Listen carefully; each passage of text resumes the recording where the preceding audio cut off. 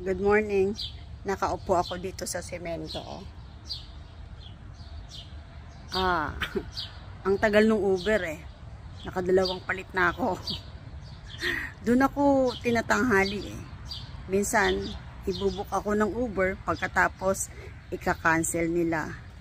Tapos ibubuk na naman ako, ika-cancel na naman. Kaya iba yung may sariling sasakyan. Mga experiences ko sa Uber, kadami na. Uy, namatay ilaw kasi maliwanag na dito eh. Pero alas 5 pa lang ng madaling araw. Tapos gumagabi nga dito, 9:30 na ng gabi. Maliwanag pa. Gumagabi, maliwanag pa.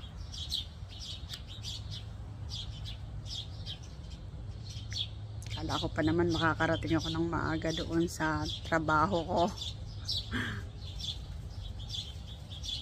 Ganun talaga. Dapat matyaga. Diba? Dapat hindi mainipin. Ang aga ko naman kasing pumasok eh. Ang pasok ko pa 7:30 eh. 7:30 pa. Hanggang 5:30 ng hapon. Pero umaalis ako dito sa bahay alas 5 ng madaling araw.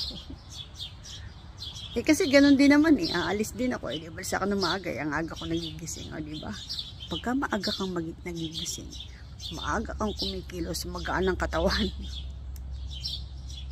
Upo ako sa floor. Upo ako sa simento.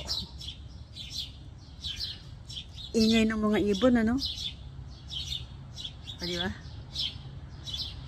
Ingay. Ganyan tuwing umaga. Pero nung winter wala. Nagtatago rin sila. Nagiginaw din. Saan kaya yan nagpupunta na yung mga ibon na yan? Pagka winter, no? Dami nila, lalabas na yun. Ingay, no?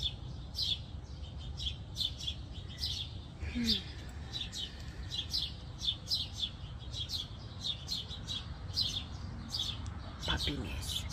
Ayan pa rin siya. Ayan. Pagka nagkapera ako, magpapa-facelift ako. Promise.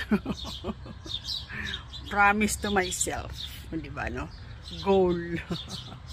Dream. Diba, no? Papa-facelift ako. Patatanggal ko yan. Ipapaalam ko sa inyo. Hindi ko isisikreto. Yung iba sinisikreto eh, no? Yung iba na hindi kagandahan tapos naging very very maganda. Super super ganda. Bonggang bonggang ganda.